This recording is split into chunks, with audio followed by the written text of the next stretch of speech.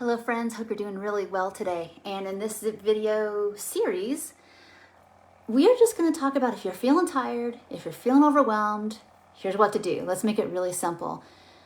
And this video is going to be about maybe food, movement, basic self-care kind of stuff. We'll talk more about body image maybe and other kinds of maybe deeper work on Wednesday's video. But let's just simplify things. If you're coming to this video today and you're feeling like, I just got thrown into the deep end of the pool and I've already been overwhelmed for a couple days or a couple weeks and it just feels like extra today. We always talk about in the I guess maybe nutrition counseling world is just sometimes doing the simplest, most right thing. And for some people that's going to be, if you're feeling overwhelmed and don't know what to do, the basics are the basics, right? So regular meals. And for some people, regular meals is every couple hours. Sometimes it's, not a whole half a day, but it's somewhere in the middle of a half of a day that even if you don't know if you're hungry, if you don't feel like it, at least check in. Like, what do I need right now? What's going on, right? That's really important. The basics are also going to be like, do not isolate yourself, whether it's meals or just connection in general. Even if you don't feel like it, take invitations to be with people, to watch movies, to take walks, whatever. If you are struggling with procurement of food, the adulting of life, whether it's like, all humans have to eat, and somehow get that on the table and into us to get satisfaction and to have energy, then something you could rely on doing is ordering groceries if you can do that, picking up groceries if you can do that, whatever you need to do to make sure that food gets proverbially on your table 3 to 6 times a day probably needs to be done. And it doesn't matter if you cook it or not. It doesn't matter if somebody else did all the work. You just get to eat it, because sometimes when we're really tired and overwhelmed or maybe feeling kind of checked out and just can't mobilize any more energy, then we're pretty lucky to be in these times where we can get food like that and we don't have to do all the work.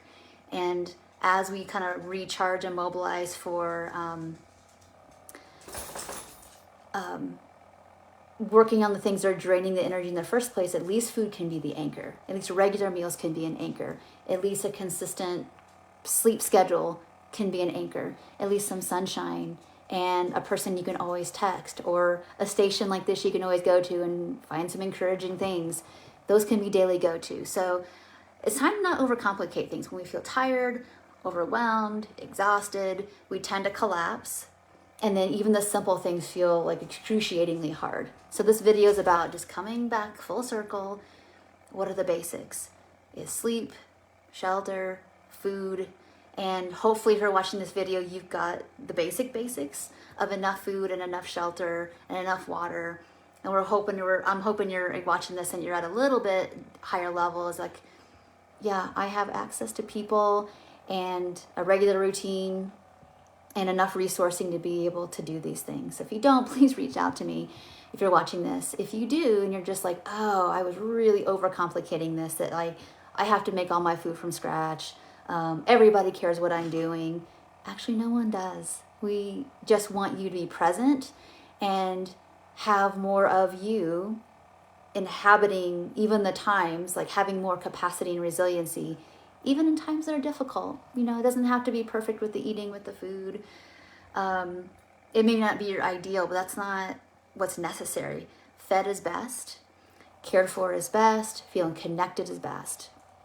It can be imperfect, but we want good enough so that you have an anchor to have build up your energy to maybe process deeper things and get your energy back, get your life juice back, basically.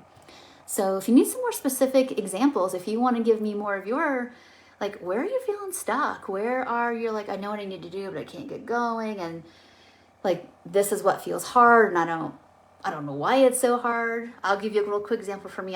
When I was in a really stressful period, gosh, my daughter was really little. And I felt like dishes were like the biggest, hardest chore task of my day. And then a day or two would go by and I still haven't done a day's worth of dishes, and it's piling. And when you neglect something, it becomes a bigger thing in your mental space, right? And so finally I'm like, okay, look, you don't want to do this. It's okay. It feels really big and hard, but let's just get started with one thing, and maybe let's just time this. Like, how long does it take you to do this big hard thing that you think you're going to have to do? And before I knew it, I had timed it and I had finished what I needed to do, from like start of crusty dishes to cleaning off the counters at the end. And it was 10, 12 minutes. And I had spent probably 2 hours ruminating on how hard it was going to be. So that's just sometimes what our minds do under stress. And it's not always true. So sometimes just getting started with a basic thing gets us going to actually having a physical experience. That the thing that my mind was telling me was so big and scary and hard, and it isn't as big and bad as I thought. But we don't know it sometimes until we experience it. All right. So give me your examples like that below, where you're stuck somewhere, and I'll be happy to assist.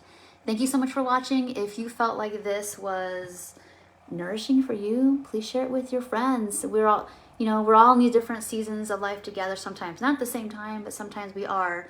And when you know that someone understands, it just feels like less a big a deal. So thank you for watching, and I will see you in Wednesday's video. Bye for now.